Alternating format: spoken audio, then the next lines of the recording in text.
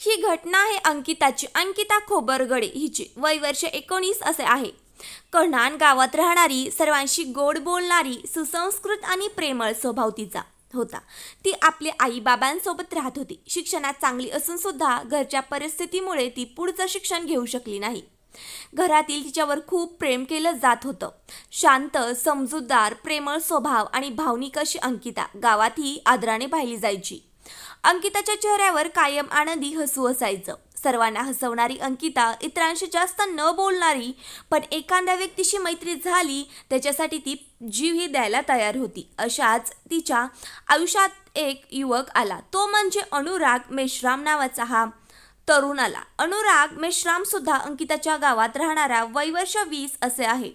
त्याचं व्यक्तिमत्व अगदी वेगळं, थोडंसं अबूल, पण आतून खूप भावनिक. तो अंकितावर मनापासून प्रेम करायचा. त्याची मैत्री शाळेपासूनच होती. जसे दिवस गेले अनुरागचं अंकितावर प्रेम वाढत गेलं. अंकिता त्याच्याशी मैत्रीपूर्ण वागायची, पण त्याच्या नात्याचं स्वरूप कधी स्पष्ट नव्हतं. अनुरागनं तिच्यासाठी अनेक वेळा छोट्या छोट्या गोष्टी केल्या. गावातील लोकही त्यांचं नाव एकत्र घेत असत, पण कुठेही स्पष्ट प्रेम कबुली दिली गेली नाही. या नात्याच्या दुस्तर रेषा त्यांच्या आयुष्याला कायमचं कलाटणी देऊन जातील असं कोणालाही वाटलं नाही. अंकिताचं कुटुंब मध्यमवर्गीय. आई बाबा तिला फार प्रेम, पण सुद्धा मुलीच्या वागण्याकडे लक्ष ठेवणारं, पारंपरिक विचारांचं. मुलींचं प्रेम करणं, मित्रांसोबत मोकळं बोलणं, चालणं, हसणं, बोलणं हे अजूनही काही कुटुंबामध्ये खटकतं. कदाचित असाच काहीसा मानसिक तणाव तिच्यावरही होता. अनुरागचं कुटुंबही सामान्य होतं. तो फार श्रीमंत नव्हता, पण मेहनती होता.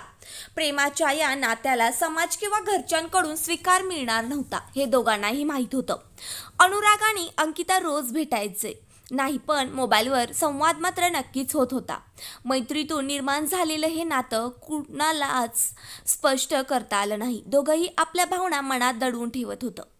अनुरागचं प्रेम उघडपणे दिसत होतं. अंकिता मात्र यात गोंधळलेली होती. तिची परिस्थिती, समाज आणि घरचं ताणतणाव या प्रेमाच्या नात्याकडे सरळपणे पाहूच देत नव्हतं. त्या दोघांनी एकत्र फिरणं, बोलणं, एकमेकांची काळजी घेणं हे सगळं त्यांचं छोटंसं आयुष्य होतं. पण या नात्याच्या खोलवर वेदना आणि अस्वस्थता लपलेली होती. रविवारी सायंकाळी 8 जून 2025 या कथेचा अत्यंत दुःखद आणि अनपेक्षित वळण आलं. अंकितानं तिच्या राहत्या घरी गळफास लावून आत्महत्या केली.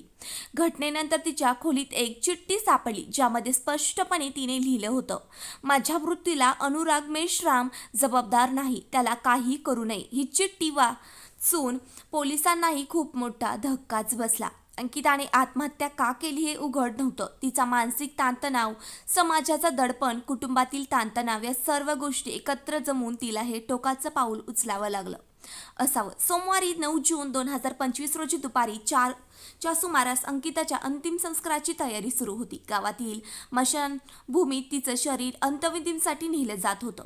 संपूर्ण गाव दुःखात होतं. सगळेजण तिच्या अंत्यविधीसाठी जमले होते. तिच्या शरीराला अग्नी देण्याच्या तयारी चालू होती आणि तेव्हाच काहीतरी अनपेक्षित घडलं. अनुराग मेश्राम तो त्या दिवशी कुठेहीच दिसला नाही. तो अचानक स्मशानभूमीत पोहोचला. त्याचे डोळे सुजलेले, चेहरा अश्रूंनी भरलेला. तो सरळ सरणाकडे धावत गेला आणि तिच्या शवावर उडी मारण्याचा प्रयत्न केला. मी तुझ्याशिवाय जगू शकत नाही असं म्हणत मोठ्याने ओरडत तो समोर आला. ही घटना पाहून उपस्थित लोकांनी त्याला थांबवलं, पण त्याचा वेडेपणा पाहून संतापून काही नातेवाईकांनी त्याला मारहाण केली. या गोंधळात अनुरागने काही विषारी द्रव्य प्राशन केल्याचा संशय पोलिसांनी व्यक्त केलाय. त्याला तात्काळ खासगी रुग्णालयात दाखल करण्यात आलं. सध्या तो नागपूरमधील कामठी परिसरातील रुग्णालयात मृत्यूशी लढत आहे. अनुरागवर उपचार सुरू आहेत. त्याच्या तब्येतीची माहिती अजूनही स्थिर नाही. डॉक्टर आणि पोलीस दोघंही त्याच्या वैद्यकीय चाचणीची वाट पाहत आहेत. पोलिसांनी तपासात सांगितलं की अंकिताची आत्महत्या पूर्वनियोजित नसल्याचं दिसतं, पण तिच्या चिठ्ठीने अनुरागची निर्दोषिता अधोरेखित केली आहे. आज अनुराग एका खासगी रुग्णालयात मृत्यूशी सामना करत आहे. त्याच्या डोळ्यापुढे फक्त अंकिताचा चेहरा दिसत आहे. तिचे मशानात, तिचं सरण, तिचं शेवटचं हास्य हे सगळं त्याच्या मनात हे गणित फिरत आहे. तो पुन्हा कधीही तिला पाहू शकणार नाही, बोलू शकणार नाही. तिच्यासोबत हसणं, बोलणं, चालणं हे त्याला आता कायमचंच विसरून जावं लागणार आहे. बोलू शकणार नाही हे सत्य त्याचं संपूर्ण आयुष्य बदलून टाकणारे आहे. अंकिताची आत्महत्या आणि अनुरागचा आत्महत्येचा प्रयत्न हे दोन्हीही प्रकार समाजातील भावनिक मानसिक जीवनातील दुर्लक्षांचं वाईट चित्र आहे. या दोघांचं प्रेम कुठेही उघडपणे नव्हतं, इतकं खोल होतं की मृत्यूचा मार्ग निवडलेला होता. समाजाचा अजूनही प्रेमाच्या नात्याकडे संशयाने वाईट नजरेने पाहतो. युवा पिढीच्या भावना, त्यांचा गोंधळ, त्यांचा मानसिक ताणतणाव हे सर्व आपण कधी समजून घेतो का? अंकिता आणि अनुरागची ही प्रेम कहाणी आज संपूर्ण ती संपली आहे, पण ती मागे ठेवून गेली आहे. एक अस्वस्थ करणारा प्रश्न, समाजाचा तणाव. आपण या तरुणाचे दुःख, त्याच्या भावनांचा वेळेवर समजून घेतलं असतं तर कदाचित आज अंकिता जिवंत असती, त्यांच्या आयुष्याचं वेगळंच वळण मिळालं असतं. यातून आपण काय शिकावं? तरुणांच्या भावना समजून घेणं गरजेचं आहे. समाजाच्या भीतीने प्रेम लपवण्यापेक्षा योग्य पद्धतीने समजून घेणं, संवाद करणं आणि इतरांची वेळीच मदत मागणं गरजेचं आहे.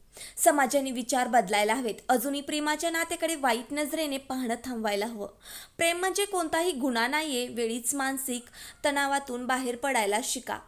तुम्हाला काय वाटतं? अंकिताने केलेलं पाऊल, तिनं उचललेलं टोकाचं पाऊल बरोबर होतं की चुकीचं होतं? तुम्हाला यातून काय शिकायला मिळालं? कमेंटमध्ये नक्कीच सांगा. तुम्ही अजूनही आपल्या यूट्यूब चॅनलला सबस्क्राईब केले नसेल तर गुन्हेगारी विश्वाचे जीवन या यूट्यूब चॅनलला सबस्क्राईब करून घ्या. सर्वात आधी तुम्हाला नोटिफिकेशन नक्कीच भेटणार आहे. त्यासाठी आपल्या यूट्यूब चॅनलला सबस्क्राईब करून घ्या. धन्यवाद.